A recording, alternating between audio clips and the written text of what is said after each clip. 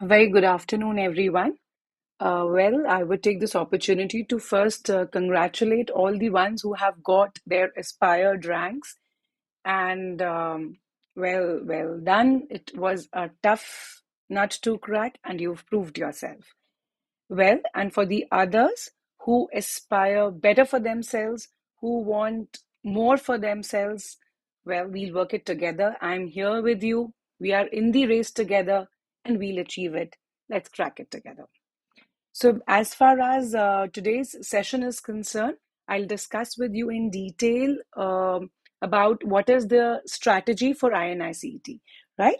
But just to go through all the, the feathers in the cap that they all have achieved, is these are all 100 plus learners who have got through the desired ranks, and anyone who wants to achieve more, you can join us on the AIMS Next or NEET PG session, which will be there, and you can subscribe at subsidized rates, and then you can use the code for any additional benefits. We have the top educators all with you through the preparation.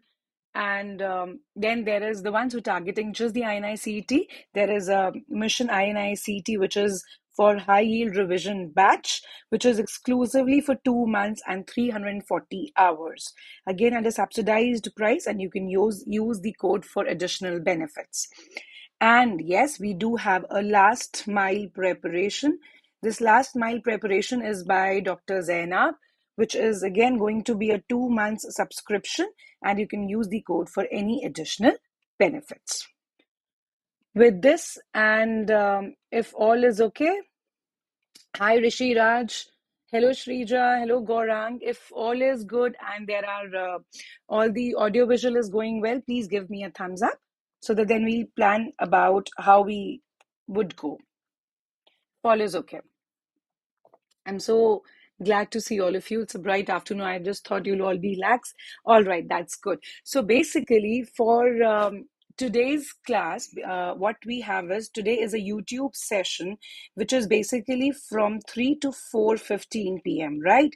And here today we'll be targeting INI-CET, and we'll be discussing the PYQs. All right. And with this, the detailed discussion of all these topics, detailed discussion of all the topics which are important concerning INI-CET will be on the platform. And that class on the platform would be a free special class, right? That would be a free special class which will be on 28th, which will be on 28th March. That would be from 3 to 4 p.m. Right? So it's a free class that I would take all the important topics, quick revision of the topics which are covered in the PYQs, a detailed discussion on the platform, which is a free special class on 28th March from 3 to 4 p.m. All right. And so far as today's class is concerned, we'll discuss about the PYQs, and then we will, in the last 5 to 10 minutes, I will help you strategize. I have got so many requests, help to strategize for INI-CET for all the pending dates. All right, for all the pending days, I'll help you make a plan or strategize how you can go about it. With all this, a lot of people have joined. If everything is good, let's get started. All right. So let's see the first question. Though there was no image in the question which was asked previously, but I have just put in the image to give you a visual memory so that you can memorize and you can remember this. All right. Okay. So true for KF ring. True for KF ring is one seen in superior inferior. This I have added. This should be cornea. This is for you to remember. DM is Descemet's membrane. So is it seen in superior and inferior cornea at the level of Descemet's membrane? It is pathognomonic of Wilson's disease, seen in all patients of neurological hepatitis, and disappears with desferoxamine. Now you have to tell me all the true options. Come on quickly. I'll give you 30 seconds, just answer which are all the true options here. So this is to give you a visual memory. Though in the original question, the image was not there, right? So yes, please come on, answer this. Just answer like A, B, C or A, C, D or A, D, E, whatever you think is the right choice.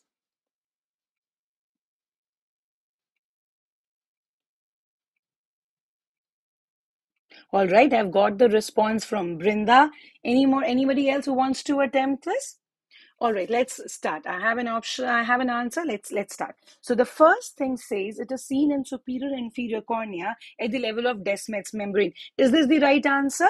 A. So I have two answers. Gaurang also answers. So uniformly, everybody says this is the right, and this is absolutely the right, correct choice. It is seen in the superior and the inferior cornea initially to begin with at the level of Descemet's membrane in the cornea. So this is the right choice. All right.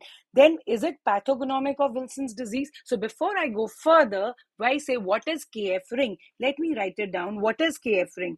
By KF ring, I mean it is, we all know it is the Kayser-Fleischer ring. You all agree with that? It is the Kayser-Fleischer ring. So I have told you, whenever we think of Kayser-Fleischer ring, what are two other things that should come into your mind? Come on, tell me. What are two other things that should come in your mind when I say Kayser-Fleischer ring? One is KF ring. You hear that. And what are two other things that should come into your mind? Come on, quickly. What two things should come in your mind when I say KF ring? I'll write and you also write. Let's see who writes first.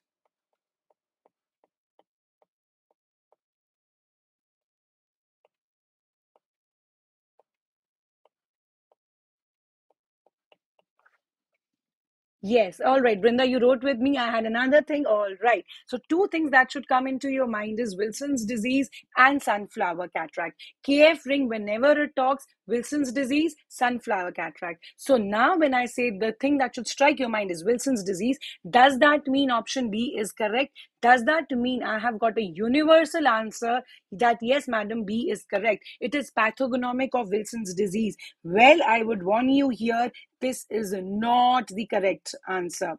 This is not the correct. It is not pathognomic. Please note, it is not pathognomic of Wilson's disease. Why? Because KF ring is also seen in other diseases. So let's see which are the other diseases where you get to see KF ring. Now let's write down. So this is universally, everybody has said B is the correct choice, but no, KF ring, when I talk of KF ring is also present in which other diseases? It is present in Wilson's disease, rightly said. It is the question, but it is not pathognomic. Please note, it is not pathognomic. It is also seen in primary biliary cholangitis. It is also seen in neonatal cholestasis and also in chalcosis. So now I have written it down. Do you want to reframe the answers? Do you want to correct it? Now tell me, is B the correct option? Now coming back, tell me, is B the correct option? Come on, quickly tell me, is B the correct option now? Now you know. No, absolutely. B is not the correct option. So it is not pathognomic of Wilson's disease. Seen in all patients with neurological involvement. Good, Brinda. That's it. I'm happy. No, it is not the correct option. Now it says seen in all patients with neurological involvement. Here, the catchword I would like to tell you is all. What does that mean? What does that mean? When we say all, please note it down. The word all means 100%. The word all means 100%. But the catch here is that it is seen in 95% of the patients. It is seen in 95% of the patients with neurological involvement. So 95% of the patients who have neurological involvement or who have KF ring will have a neurological involvement. So it's classically not 100%, but it is 95%. 5% may or may not have. So yes, you can take this as the correct option if it is mentioning 100%, if the question specifically mentions 100%, then it is a wrong choice. Then it is a wrong choice, right? 95%, yes, you can take it. So it was a googly. Here, what I feel is there should be a percentage. So KF ring is present in 95% of the patients and not 100% of the patients. All right. Megha, what is the issue with the video quality? Can you just let me know? Is it there's a lag or is it slow?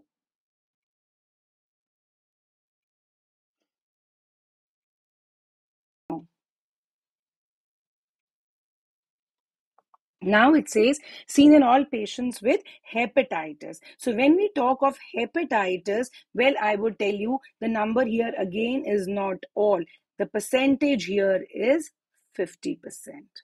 The percentage here is 50%. Now, is it better? All right, Abhiguna, there's no issue. All right. So here it is seen in 50% of the patients of hepatitis, right? So now these are the values which are very important concerning the KF ring, all right? 95% patients, neurological involvement. 50% patients, hepatitis. And it disappears with desferoxamine. Now you had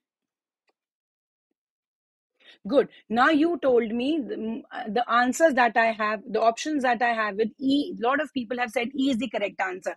Tell me what is the treatment for KF ring. All right. Now you have to tell me what is the treatment for KF ring. When we talk of treatment of KF ring, the drug of choice is, come on, answer. The drug of choice is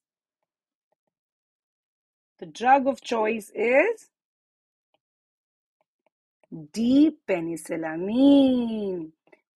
D-penicillamine. And also, this is one. The other drug that we can also give is, it is not the drug of choice, but that the one that we can also give is, the first is D-penicillamine. The other option is trientine.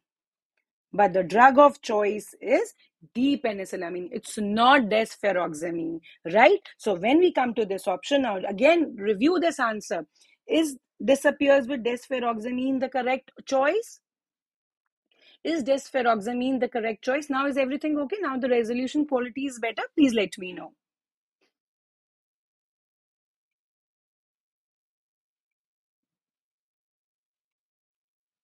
Right? So here again, this is a wrong choice. Again, this is a wrong choice. The answer is D, penicillamine. So D is a wrong choice. So what are we left with? The correct options that we are left with is seen in superior and inferior cornea in the Descemet's membrane and in patients of neurological involvement, which is 95% and not 100%, right? So I would like to correct here, seen in 95% patients with neurological involvement is the correct option. So this is what is there in KF ring. All right. Now is the audio visual all right? Done. Okay. So now just coming back to KF ring, let's quickly revise. When I talk of KF ring, we all know what is KF ring. KF ring is basically when you have the deposition, of copper, and with what is the combination of copper is depositing with what? As the complex with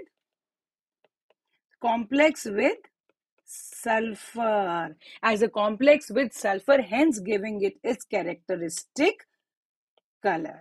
This is KF ring. It is seen at the level of Descemet's membrane in the cornea, starting superior and inferior, that we have seen. Two important things I told you, KF ring and sunflower cataract. Very important thing that you should know here is that they do not cause visual impairment. This is very, very important. Both of these do not cause visual impairment. And last but not the least, it is reversible. It is reversible with treatment and comes back and progresses with disease worsening. All right. Is everything okay till now? Is everything about KF ring clear till now? Give me a thumbs up if it is right. All right. And then we have discussed the treatment choices D, penicillamine and trientine. And what we get to see here in this, please note, what is this? What is this arrow showing? What is this arrow showing? So this arrow is showing what is this? This is the KF ring. This is the KF ring. And what do you see here? What do you see here is the sunflower cataract. And please note that all these they do not impair vision. All right. Is it okay? Are we done with this question? All right. We move to the next one then. Okay, now true for POAG is. All right, if everything is okay, please give me a thumbs up. Please confirm.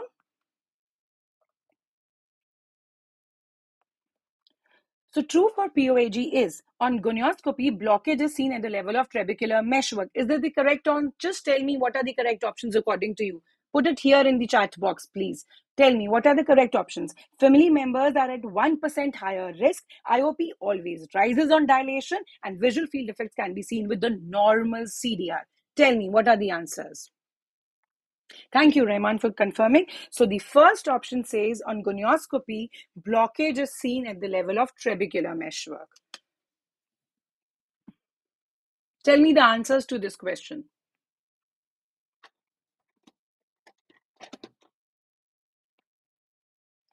All right. So when we talk of POAG, basically, it just says gonioscopy blockage is seen at the level of trabecular meshwork. This is absolutely a wrong statement. This is absolutely a wrong statement because what you get to see is, first of all, on gonioscopy, the blockage is not seen.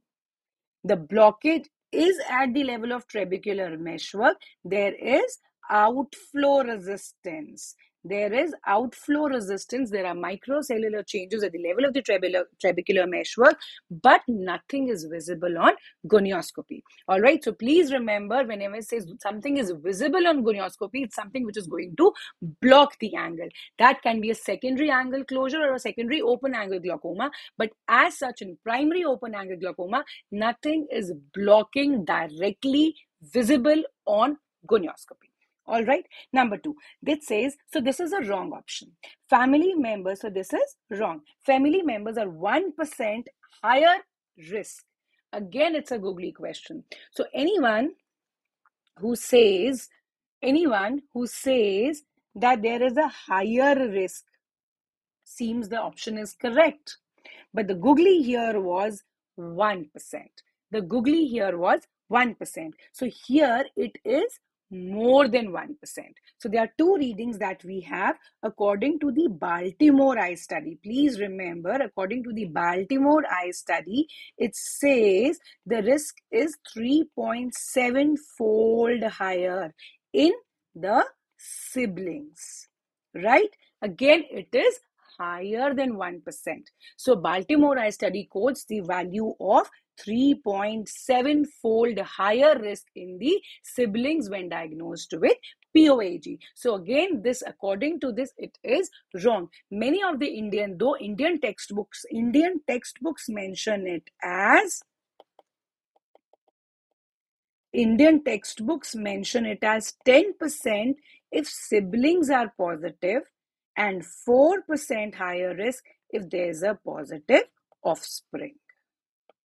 In the offspring from the parents, right? So again, anyways, according to both the studies, it is much higher than 1%. So this again is a wrong choice. Coming to the next, IOP always rises on dilation. If we say IOP rises on dilation, what are we talking about? Are we really talking about angle closure or are we talking about open angle? What are we talking about? Tell me.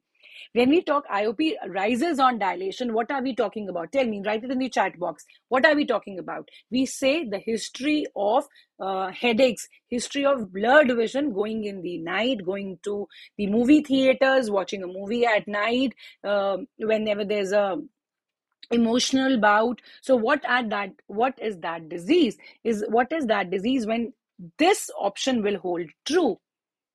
It is not open angle. Come on, tell me, what is that? when this option will hold true? It is angle closure.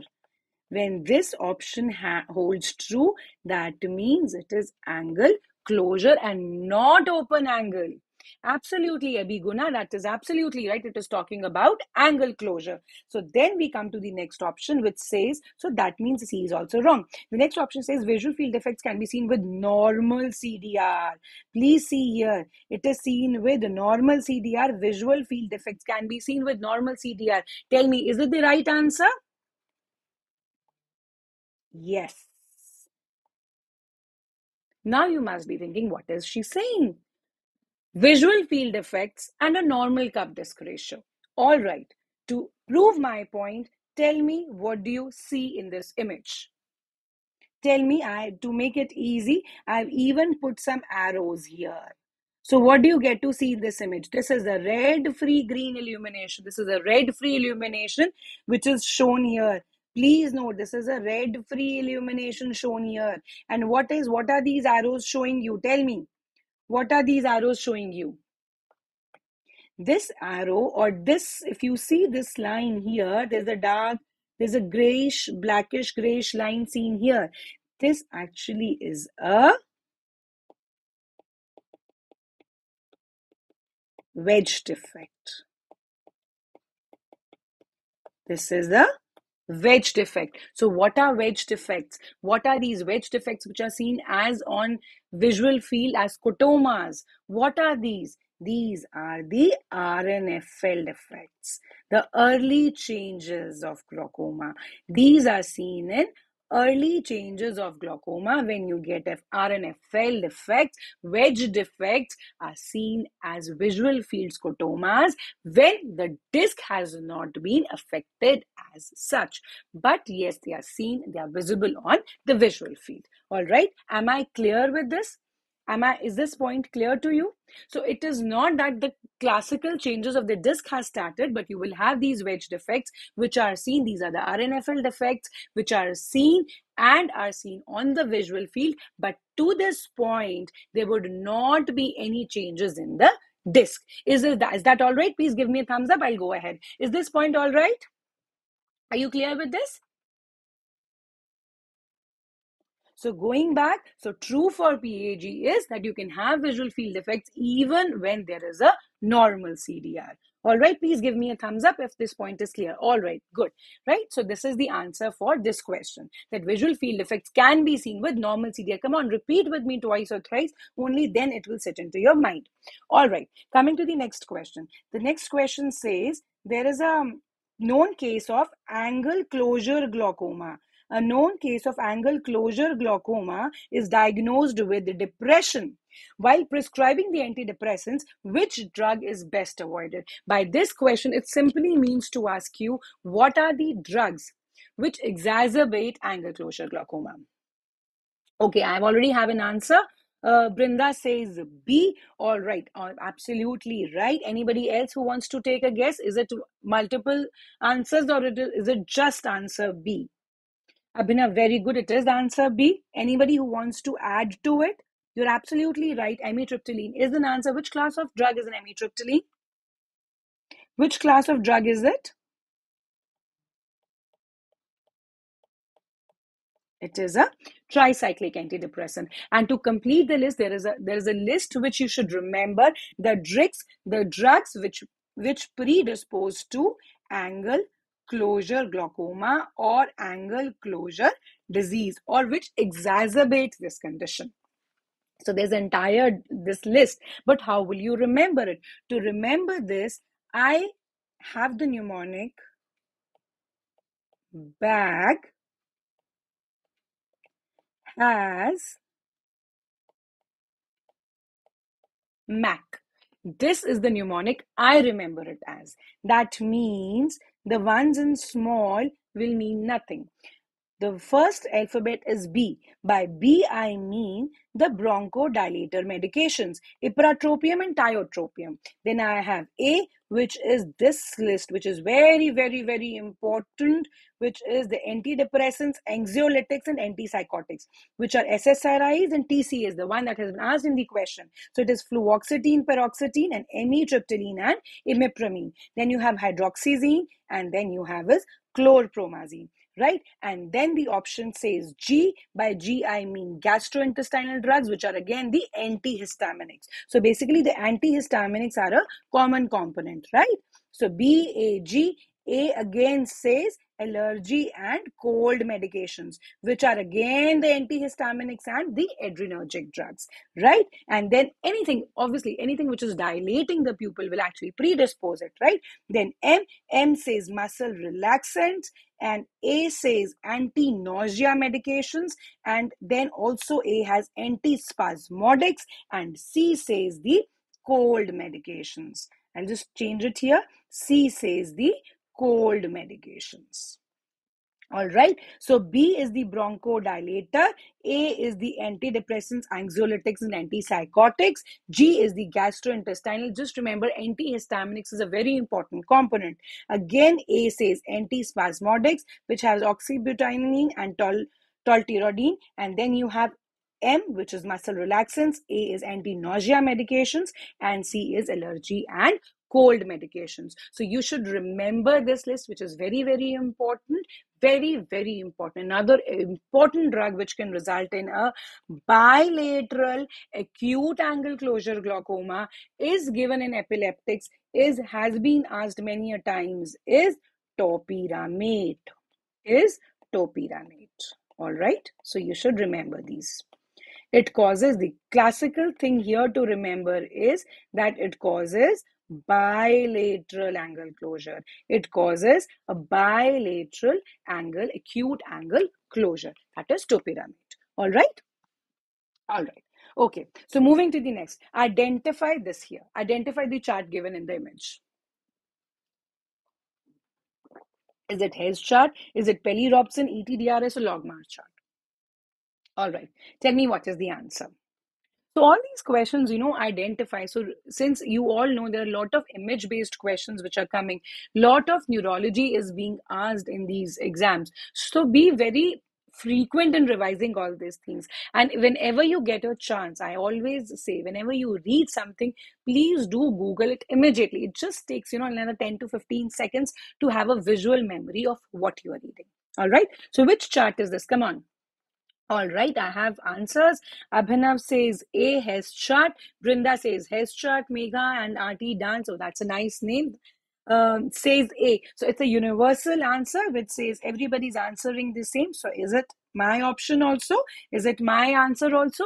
Yes, absolutely. So what you see is the Hess chart. So what is here? Basically, there are two. They are mentioned for two eyes, and there are these curvy lines which are seen. You can see these curvy lines on the chart, which is depicting actually the action of the muscles. But if I ask you, name a second chart which has on presentation from the patient will have curvy lines. What is that? Can you name any other chart which also has curvy lines or a presentation like this?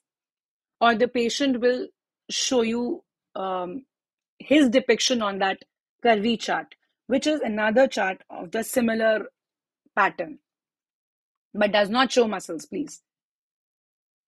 Bollywood recipes says, like, oh, I like your names. Well, all right. So another chart that you should remember is that says the Amsler grid. Amsler grid also is a similar one which is used to tell you about metamorphopsia in all your macular diseases, right? When you have macular edema, when you have CSR, all these things, when you have talk of ARMD. So that is the Amsler grid, which is used basically for knowing about the macular health, right? So quickly going through, which chart is this? Tell me, which chart is this? Two things you have to tell me. Name the chart, name it, and the purpose. Quickly, this is very easy. You all must be knowing. This is very easy. Tell me, which out of these is this chart? Quickly. It'll be easy for you to answer. It'll be a quick one. It is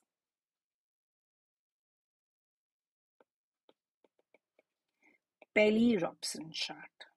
This is the Pelly-Robson chart. And what is the purpose of using this chart? The purpose is contrast sensitivity. It helps us to know about contrast sensitivity.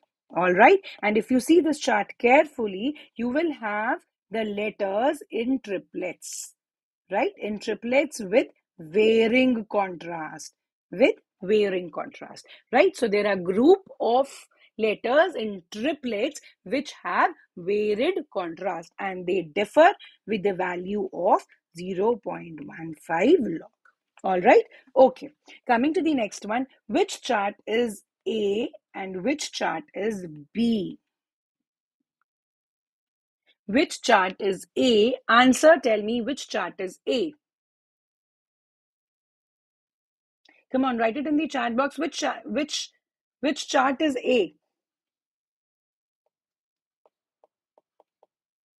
This is the Snellen's type chart. And which chart is B? Snellen's. Absolutely right, Bollywood recipes. And which chart is B?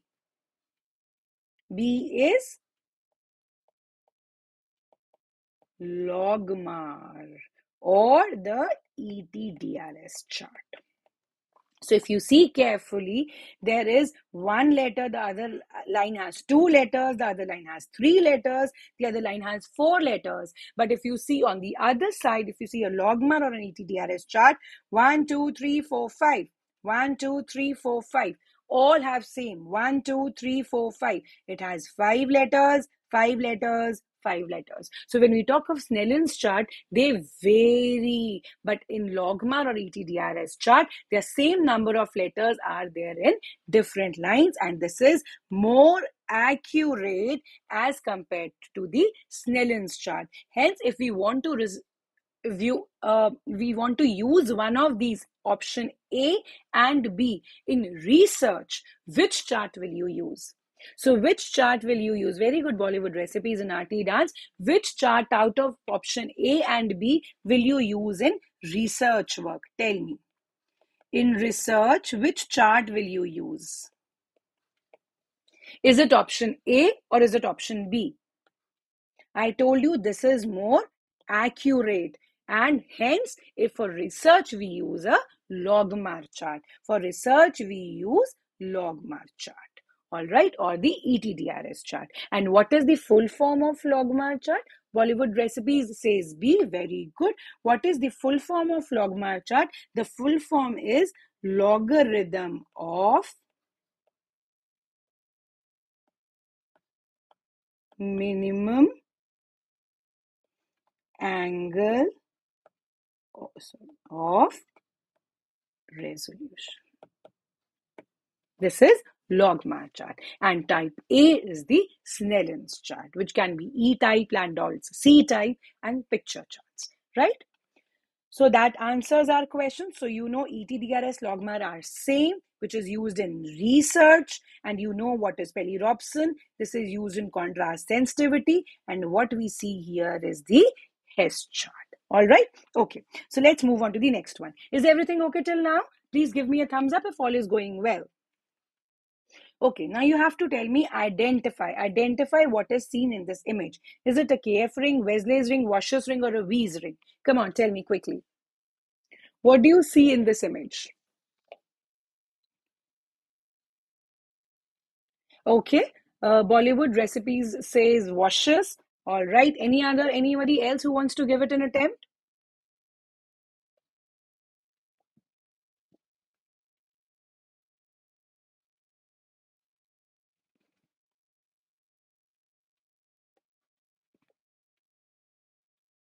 Thank you, Brinda, for confirming that all is going good.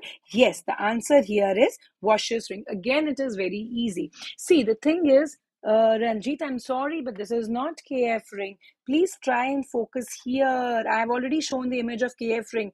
Go in the previous slides and then you see. No, this is not constricted pupil. See here, this is what you see on the lens. So basically, what I tell you is there are simpler questions, there are simple questions, there are better questions, and there are difficult questions. So even if you think of INI-CET, people normally say, oh, ma'am, it's going to be very, very tough. Please understand the knowledge is same. The only thing that is different is our mindset. When we think something is very difficult, it tends to be like that. But if you feel, yes, you can do it, you can do it. I'm telling you that you just try to build on your knowledge, you will get to know, and we will crack it. All right. So let's coming back to the question. Yes, it is a washer's ring.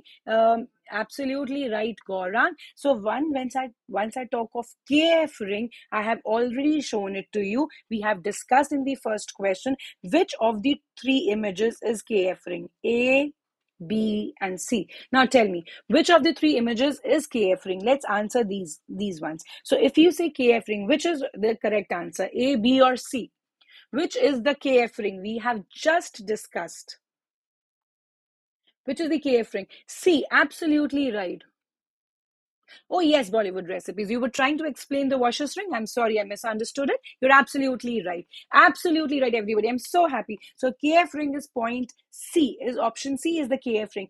Which of these three images is Wesley's ring? This is KF ring. Absolutely right. This is KF ring. This is KF ring.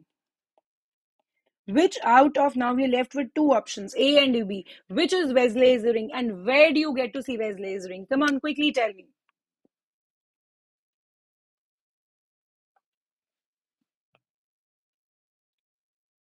I'm waiting for your answers. Come on. Which is Wesley's ring?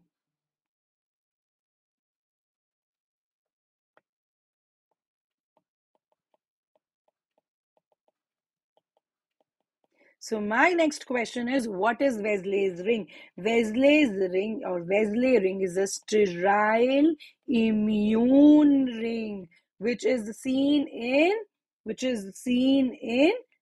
fungal corneal ulcer.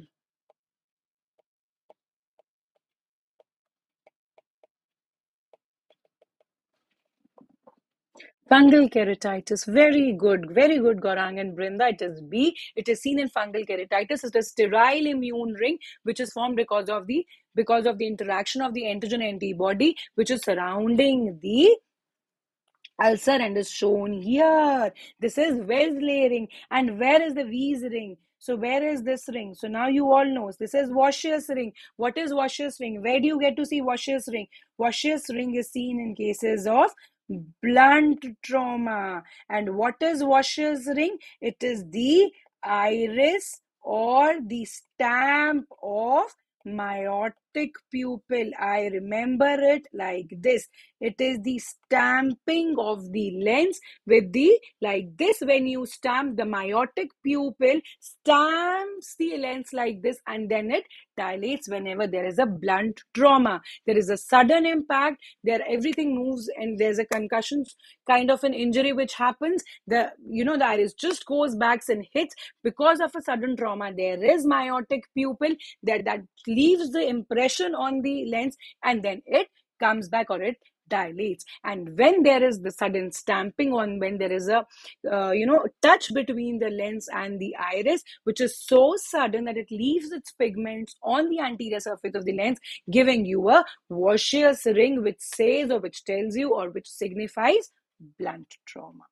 Right? Then last but not the least, we come to V's ring. And where is the V's ring? Here is the V's ring. When I talk of V's ring, if you can see here, you can see this image. I'll just try and zoom. If you try to focus here, this is the disc. Do not focus on the disc. Focus in the vitreous. You see a ring here. This is V's ring. So where do you get to see the V's ring? V's ring is basically the posterior vitreous detachment from the margins of the optic nerve. So this posterior vitreous detaches from the margins of the optic nerve and comes in the vitreous. So where do you get it? In the vitreous, right? Are you clear with all the three now? All the four, in fact, now. Is everything okay? Give me a thumbs up if you're understanding everything and there's no confusion. Any doubts till now? Please ask me.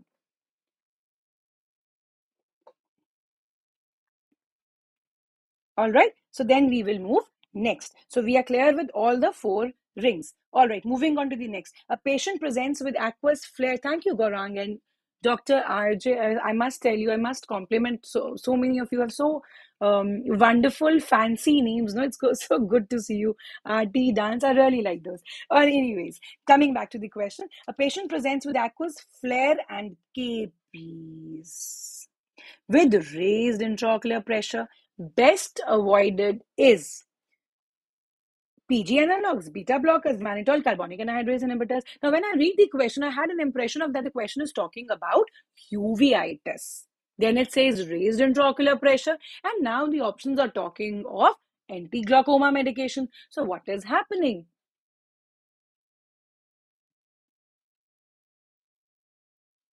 Okay, Bollywood recipes is the Wesley's immune ring different term? No, it's absolutely the same. You may call it as the Wesley's immune ring. You may just call it as the Wesley's ring. It is the sterile immune ring which is seen in fungal corneal ulcer. It is the same thing. All right. Okay, coming back to the question. It says aqueous flare KPs. That means it is talking something. It is talking about uveitis, or it is like maybe iritis. It is talking of in a patient with raised intraocular pressure and then anti-glaucoma medications. That means basically the examiner wants to know which of the anti-glaucoma medications which you are giving for a raised IOP results in exacerbation of the pre-existing iritis or uveitis. It is as simple as that, right? So what are the answers? So I started getting answers. Some say A, some say B. Dr. Rathod says B, Gaurang says B. You say beta blockers. So when I talk of iritis, when I talk of uveitis, when I talk of inflammation, when I talk of cystoid macular edemas, what am I talking about? I'm talking about prostaglandin analogs. Please remember, I'm talking about prostaglandin analogs. Very, very important. So, what I'm talking about is I'm talking about prostaglandin analogs. I told you I always teach prostaglandin analogs where the crown of the king basically, but king is strict. The king has certain rules, and those rules are that it causes non-granulomatous uveitis, right? So that is a very important point. Hence I always tell you it also causes cystoid macular edema.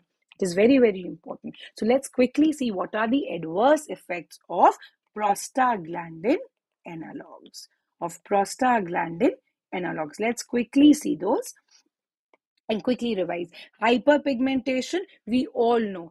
Hypertrichosis, we all know. I always say, please remember, girls love prostaglandin analogs because they love long eyelashes, right? So you don't need to use a mascara if you're using a prostaglandin analog, I must say. All right, that was just a bit apart from the main line. All right, so it also gives you conjunctival hyperemia. Important, very important is prostaglandin associated periorbitopathy. Very important is cystoid macular edema. I always say that prostaglandin analogs are the kings. When I say king, they have a high repute. So even if they have a high repute in solving your problem of raised intraocular pressure, they have a high repute even in side effects. People say कि जो very big people उनसे दोस्ती और दुश्मनी दोनों मुश्किल है. It is difficult. So is the role of the prostaglandin analogs. उनसे दोस्ती भी और दुश्मनी भी दोनों मुश्किल है. So they have good effects and they have bad effects or side effects of the equal, weight, right? So cystoid macular edema, reactivation of herpetic keratitis and non-granulomatous anterior uveitis. And this has been asked, and this was the question which was asked here, that the patient already is having uveitis, the patient is already having iritis, no mention about the posterior segment findings, maybe vitritis. So basically it means to say there's an eye which is active in inflammation because there are active cells and flare, right? So then what needs to be avoided is prostaglandin analogs. So as simple as that, the examiner needs to know the side effects of the prostaglandin analogs, right? So now is that clear? Now you know, now you're not going to make this mistake. It is not the option B, it is not beta blockers, but it is the prostaglandin analogs which are going to have these side effects. Is it all right? Give me a thumbs up if it is okay. Give me a thumbs up. All right? All right. Then we move on. Which of the following drugs acts on the trabecular meshwork? Which of the drugs act on trabecular meshwork?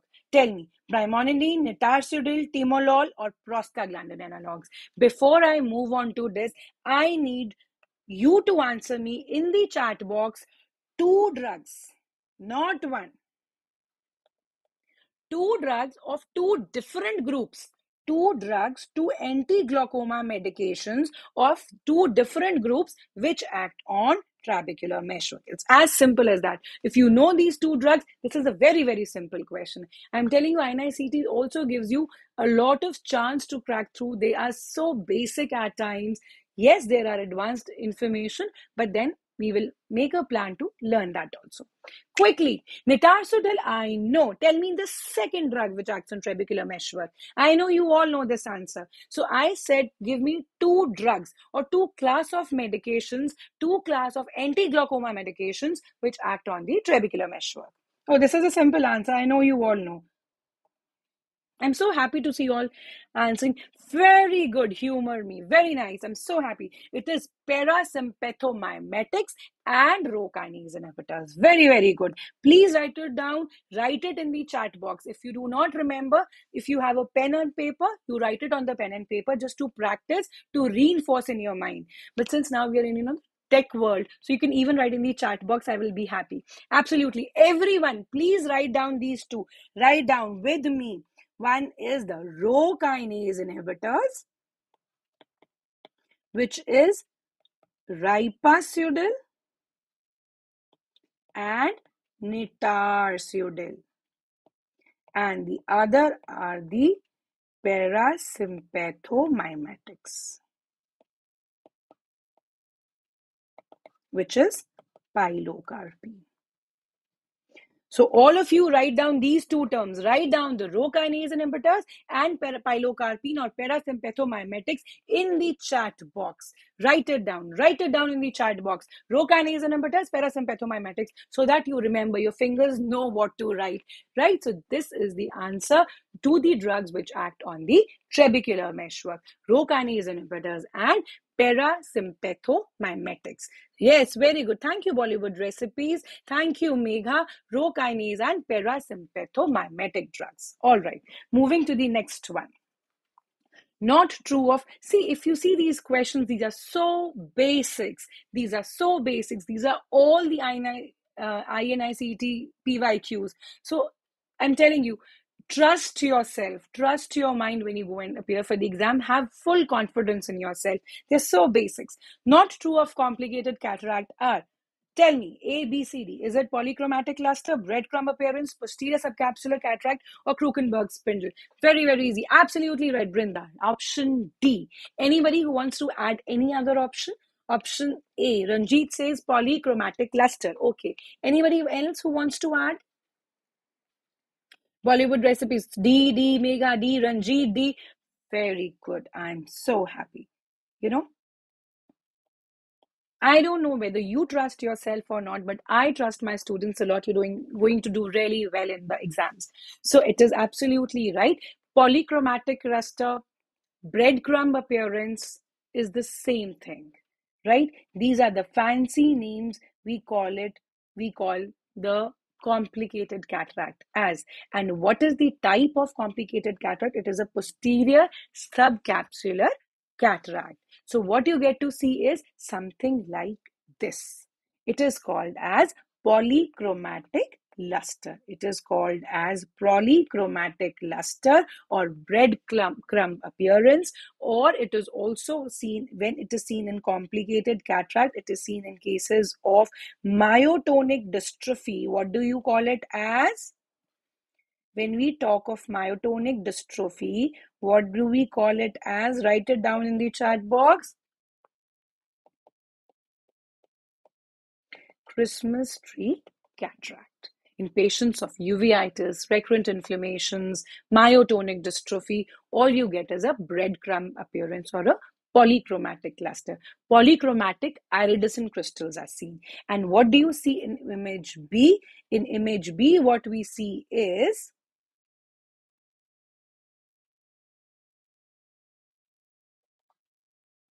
what is B? B is Krukenberg spindle.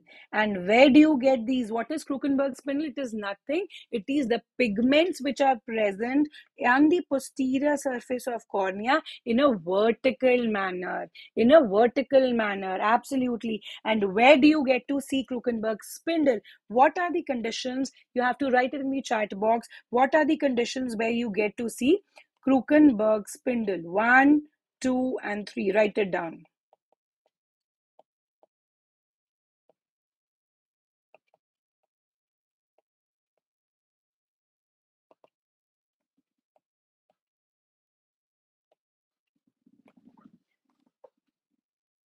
Good. I'm happy you've written pigmentary glaucoma. Basically, Krukenberg spindle is seen in pigment dispersion syndrome, in trauma, and in degenerative melanomas. These are basically pigments which appear in a vertical spindle-like manner on the cornea. Right? So this is where you get, yes, pigmentary glaucoma or pigment dispersion syndrome. Ranjit, I'm sorry, not the primary congenital glaucoma. You do not get a Krukenberg spindle in congenital glaucomas. It is the pigment dispersion syndrome, right? Or the pigmentary glaucomas which result in Krukenberg spindle. All right. Okay. Which of the following is not seen in pterygium? This, tell me, which of the following is not seen in pterygium? Now remember here, the question is asking about not seen. You should always do is, whenever you read a question, if it says not, please write it on the side not. Why? Because once you're reading the question, you know.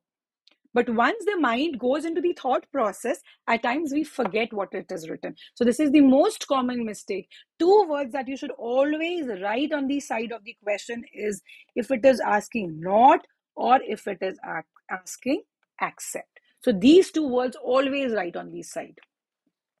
Okay, so everybody answers D, that is excision reduces the recurrence. Anybody else who wants to attempt any other answer? Okay, D, I take that. Anybody who wants to add to other answer?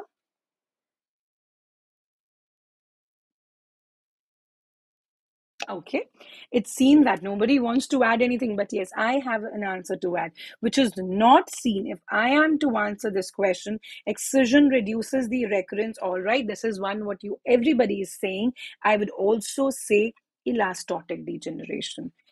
Define pingicula. What is pingicula?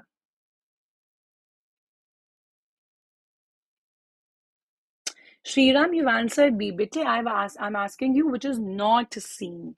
The question is not seen, okay? It is elastotic degeneration. And when I talk of elastotic degeneration, what is pingicula? My question is, tell me what is pingicula?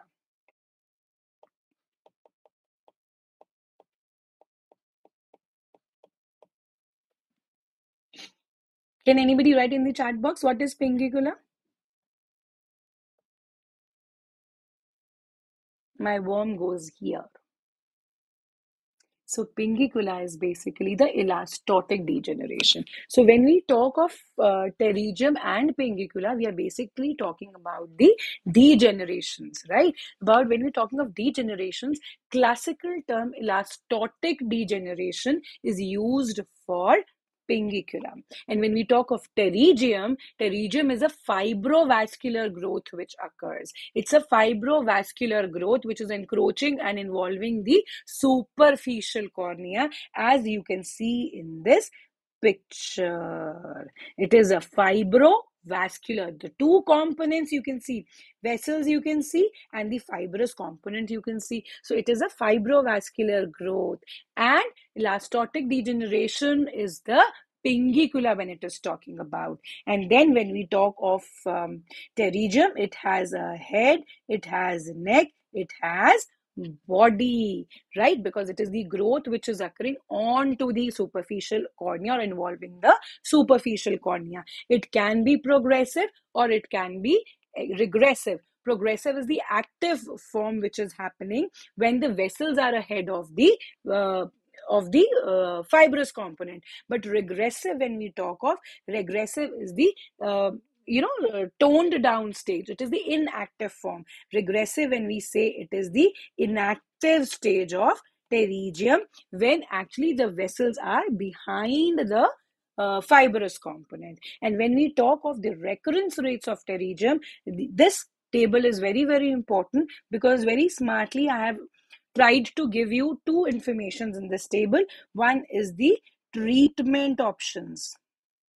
1, 2, 3, and 4. The treatment options that we have are bare sclera excision, the one which has been asked in the exam, in the question. It says excision reduces the recurrence. When we think of the recurrence, see the recurrence rate here. It is maximum with this. So simple bare sclera excision gives you a 32 to 88% of recurrence, which is maximum amongst the entire group. And the other options that we have is amniotic membrane transplant, conjunctival autograft, and conjunctival limbal autograft with mitomycin C. With mitomycin C or with glues. So basically, when you use antimitotics with something, but just scleral bare sclera excision has a very high rate of recurrence, which you should remember. Write it down in the chat box. The recurrence rate is 32 to 88%. Write it down on the chat box. I want it from each of you. All right. So that is 32 to 88%. Is that clear?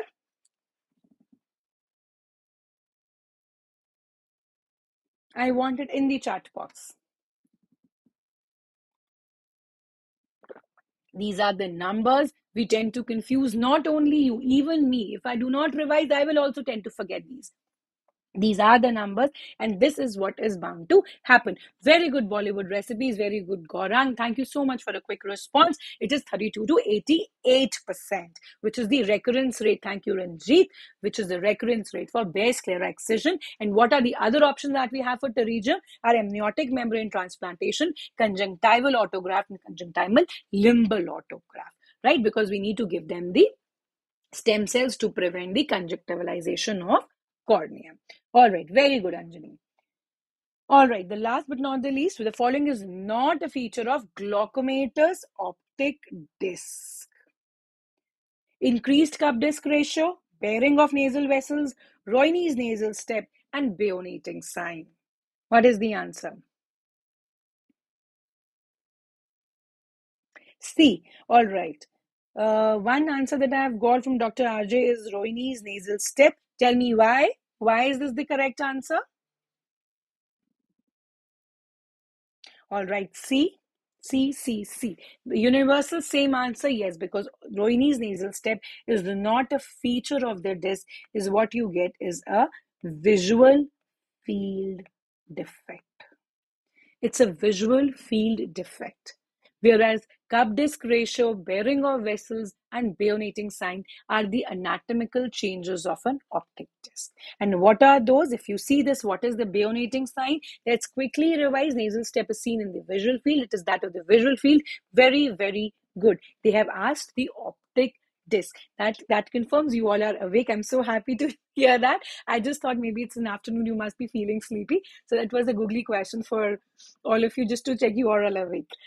Thank you so much. So basically, let's quickly revise what is bayoneting sign. When I talk for bayoneting sign, if you see here, and if you track a vessel, if you see this vessel here, you feel there is a gap in between. You feel that if you trace the vessel like this, because this is the optic disc that we are seeing, if you trace a vessel, you see the vessel tail here, and then you see the vessel here. This part you feel as if is missing. That means once there is like this, a cup like this condition, and a vessel you are tracing comes here, here, like this, and comes out. So you can see it yahan tak, and then once it is out. So what happens is this part of the vessel, which is which is lining the optic disc cup or the beam pot cup of the glaucometer's disc, is not seen, and this is called as bayoneting sign.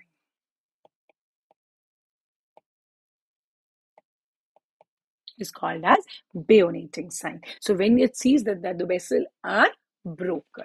Okay, so bearing of nasal vessels, we know there is an increased cup disc ratio, we know, and the bayoneting sign. Roini's nasal step is a visual field effect. So absolutely that is the answer. Then we come to moderate to severe visual impairment. Everybody, please be awake. We just left with 2 or 3 questions, and these are the important ones. All right, okay. Moderate to severe visual impairment in more than 50 years is due to the following according to the National Survey of 2015 and 19. These are the things that the extra ones that you need to cover beyond NEET PG for INI-CET. All the recent surveys, all the recent studies, all the advanced information has to come here. The answer is right. It is Nova Tea, Bollywood Recipes, Dr. RJ. You are correct. The answer is, it is easy. The answer is untreated cataract, right? But what is national survey? Who conducted it? What went into it? Is all that you need to know. Let's quickly see. So when I talk of the national survey, national blindness survey, which was conducted, or visual national blindness and visual impairment survey conducted in 2015 to 2019. Tell me, which body conducted it? Tell me the which body conducted it. Try keep writing in the chat box. When I'm talking a very good humor me, when it is talking of more than equal to 50 years, it's talking of untreated cataract. So tell me which body conducted this survey. National Blindness and Visual Impairment Survey 2015 to 2019 was conducted by which body? Tell me.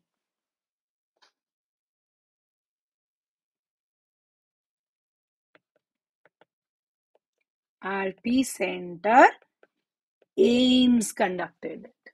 Who conducted it? It was the RP Center AIMS in collaboration with the ministry who conducted this survey of 2015 to 2019. What came out of it? Once they grouped the entire thing into 2 major groups, which was more than or equal to 50 years and up till 49 years and up till 49 years and below, right? So let's see when I'm talking about here, I'm talking about major cause of blindness in population more than or equal to 50 years is the major cause of blindness, not visual impairment. It is different from what the question is asking. Please listen to this. Major cause of blindness when I'm talking is cataract is number 1, and number 2 is corneal opacity. So cataract 1, corneal opacity 2 is blindness more than 50 years of age. When the question talks of visual impairment in more than or equal to 50 years of age, again the first cause remains the same, cataract, but the second cause is refractive error.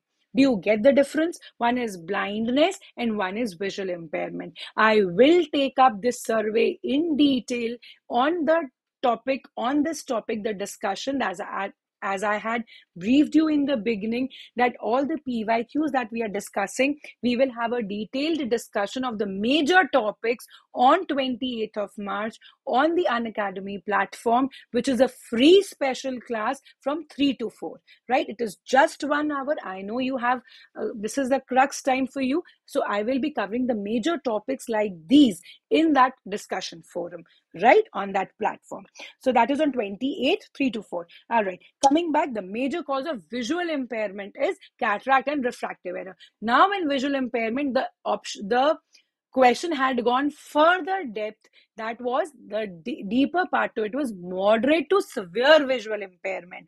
So when we go further in moderate to severe visual impairment, see here, this is the category it is talking of, moderate to severe visual impairment.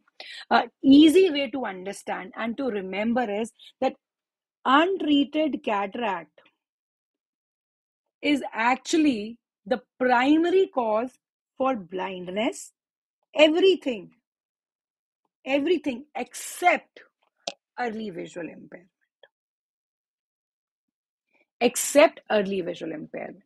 The early visual impairment, for early visual impairment, the major cause is refractive error. All right. So this is what I'm telling you. So 1.1 remains the same. Untreated cataract for blindness and visual impairment more than 50 is cataract. But point 2 varies. When we talk of blindness, it is corneal opacity. But when you talk of visual impairment, it is refractive error. All right. And early visual impairment, also the major contributor is the refractive error and not untreated cataract. Am I clear onto this? Are you okay with this? Give me a thumbs up. Is the point clear? You want me to repeat or should I go ahead?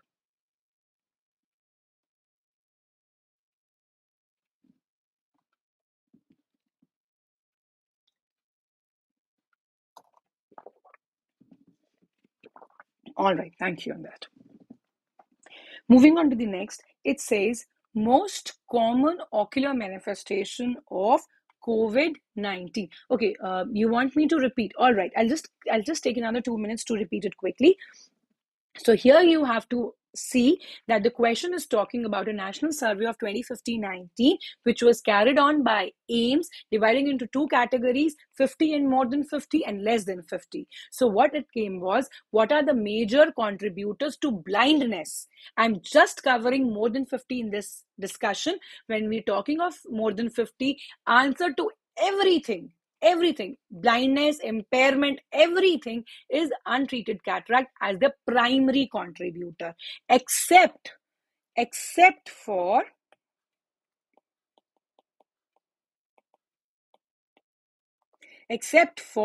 early visual impairment, which is contributed basically by the refractive error. So point 1, it is clear, right? Visual impairment ho ya fir blindness ho, the answer is untreated cataract, unless and until the question specifically asks you early visual impairment, right? So when it says blindness, the major contributor of blindness is by untreated cataract and corneal opacity, right? When it talks of visual impairment, point 1 is cataract and point 2 is refractive error, unless and until it specifies the early visual impairment, which would be by the refractive error as point 1. Okay, all right. So coming to the next question, there are a lot of answers already. Most common ocular manifestation of COVID-19 is, tell me, what is the answer? Okay, I have mixed responses as B and C. That is between follicular conjunctivitis and mucormycosis. I would label it as follicular conjunctivitis. Okay, so this is my answer. The answer is follicular conjunctivitis. Let's quickly see what are we dealing with. Okay, when I talk of most common ocular manifestation, I say conjunctivitis. And to be more specifically, I say follicular conjunctivitis. My next question is most common, please write down. My next question is most common reported symptom. Most common reported symptom of COVID-19 is, tell me, 1, 2, and 3. This is in the ascending order. So the most common symptom was foreign body sensation or dry eye, followed by redness and tearing. So the most common symptom is foreign body sensation and dry eye, followed by redness and tearing. Most common disease or the ocular manifestation is follicular conjunctivitis. And what is the reason of getting the ocular symptoms in COVID-19? Which receptor is responsible? The other thing that you have to tell me is, tell me the receptor which is responsible for ocular manifestations. Yes, mucormycosis is a complication that was encountered after putting the patient on steroid therapy or in immunocompromised patients or on long-term steroids. Right? So that was seen as the orbital complication or a complication of the treatment. Yes, the answer to this is Dr. RJ. I'm happy you could answer. I would add one more thing to it. It is the ACE2 receptor which is responsible. ACE2 receptor which is responsible. So this is COVID-19. Again, I will be taking a more detailed discussion on the platform. Quickly coming to the next, proptosis in a child with Desmin positive tumor. With Desmin positive tumor is, tell me the answer. Right, ACE2. ACE2 is good. Sildenafil, all right. ACE2, Dr. Ajay. D. Humor me, Dr. Athor, D. Absolutely. The answer is embryonal rhabdomyosarcoma. Here, I will let you know one thing. When we talk of Desmin, please remember what we are talking about is the smooth muscle tumors. And there is a study here, even you don't even have to think, there is a study which says Desmin is a specific marker for rhabdomyosarcomas of human and rat origin. If you want to go in the detail and you want to read more about it, you can send it to me, you can DM me, you can text me on Telegram on the group that I have, that is iOrtho, and I will send you the PDF of the same for a detailed study. But this classically says that Desmin is a specific marker for rhabdomyosarcomas. Anybody who wants to read it in more detail can DM me on that Telegram group, which is by the name of iOrtho, and I will send you the PDF of the same to you, or I will send it to you in person or in that group, right? All right, coming to the next one. So this was quite easy. And there is again an easy option. You have to tell me the actions of superior oblique muscle. The actions of superior oblique muscle. This is very, very easy. Come on, quickly. Again, it should have a universal answer.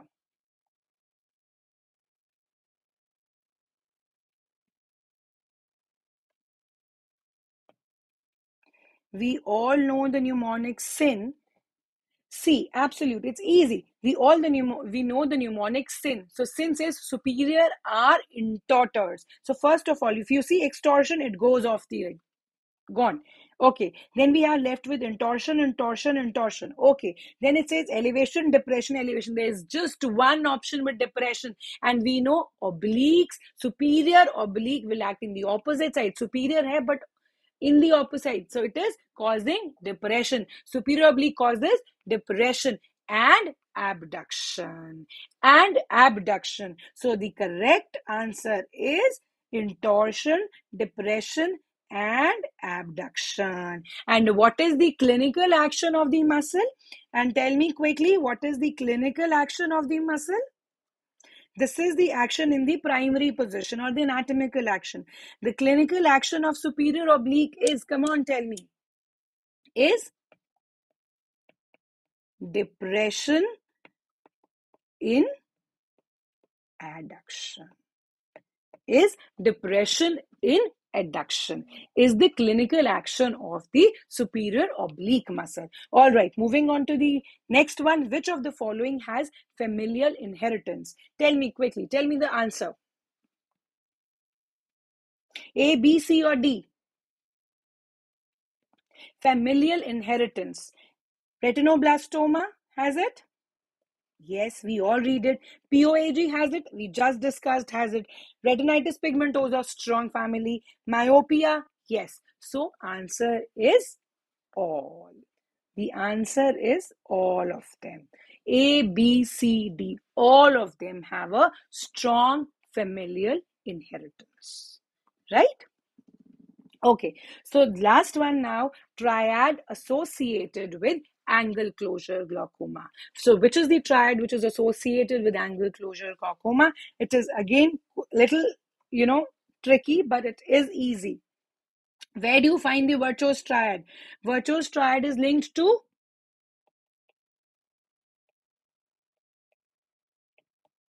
thrombosis. What triad is linked to?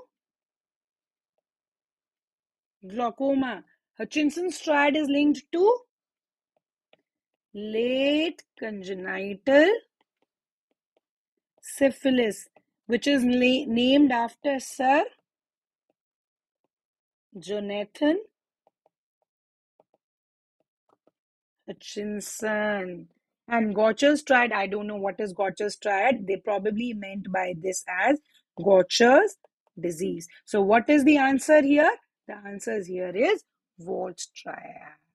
Is Ward's triad. And what is Ward's triad? Basically, Ward's triad is when we have acute angle closure glaucoma, there is ischemia. And whenever there is an ischemia because of the raised intraocular pressure of the iris, there is pigment release. Whenever there is a pigment release, there will be pigmenting dusting of the iris and hence sectoral iris atrophy. Why? Because that pigment is released from the iris onto the surfaces and there is iris atrophy. Also, because of a similar ischemia in the muscles, there is an irregularly shaped pupil and the pupil which is sluggishly reacting. Also, there is something like this which is seen. And what is this? This is basically a glaucom flecken.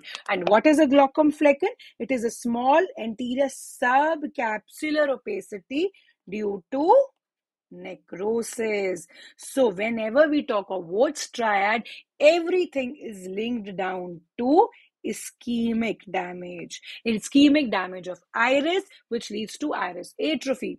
Ischemic damage to the muscle, iris is damaged, causing D-shaped or irregular shaped, sluggishly reacting pupil. And the similar thing on the lens surface, giving you a glaucoma flecken, which is called as a Ward's triad. Okay, and before I finish, this was all about the PYQs. Then I just got a small request from the students to discuss what should be your strategy. What should be your strategy for the next coming time that is left?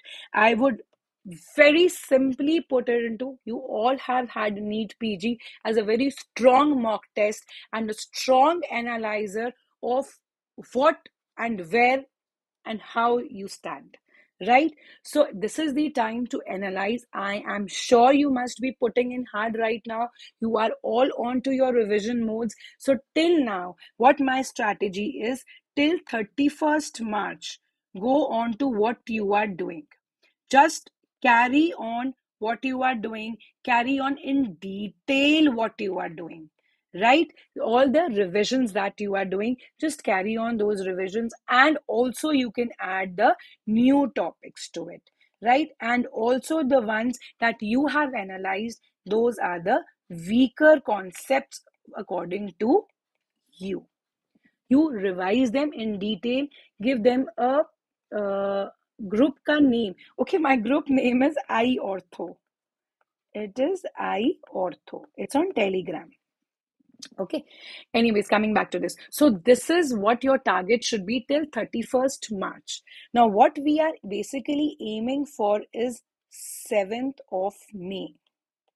Right? So you still have one more month to go, but it is actually not the month.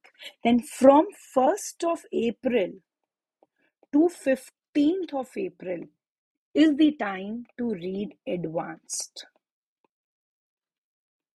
and the time to read recent. This should be major, and on the minor side, keep revising. Okay, so you have 15 days, which is good amount of time to read on to the advanced information, to read on to the recent researchers, to read on to the recent publications, which is very frequent, and the recent research which is going on currently in various institutes, right? Then from 16th till 30th is the time for third revision, along with revising all that has been done. And a star here is for your weaker concepts. Just keep revising. Okay, and the last 6 days, I would take it as the last 5 days are rapid fire. Are rapid fire. No new topic. Please make sure. Have confidence in yourself. No new topic. Nothing new has to be put. Just your notes, just your one-liners, because you need to be quick on your revision. So that would be your fourth revision and a quick revision. So take a break on 6th is your break day, and 7th, let's crack it. Okay. So that is in short from my side. You have to work for it more than you hope for it, right? So this is all the PYQs that we discussed, and see you on 28th, which would be, I would write here, it is 28th of March, right? 3 to 4 is the free special class where we'll discuss these topics in detail and we'll be prepared more. All right. Till then, keep working. Any doubts you have, anything you want to ask in detail, you want to discuss in detail, any specific thing you want, you can let me know, DM me, email me, reach me through the Unacademy app, or you can put it on the Telegram group. Right. Till then, wish you all the best. Keep working.